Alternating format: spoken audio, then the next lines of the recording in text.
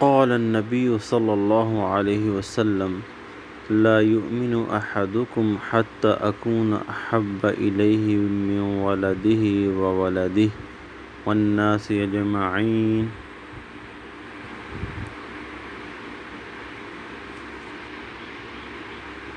حضرت صلی اللہ علیہ وسلم نے فرمایا، تم میں سے کوئی شخص ایماندار نہ ہوگا جب تک اس کے والد اور اس کی اولاد اور تمام لوگوں سے زیادہ اس کے دل میں میری محبت نہ ہو جائے۔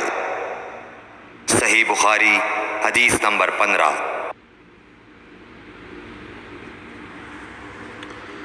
Sahi Bukhari Hadith number 15.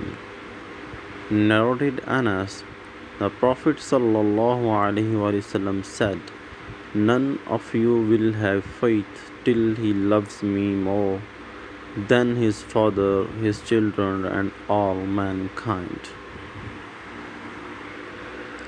Jazakumullah khair.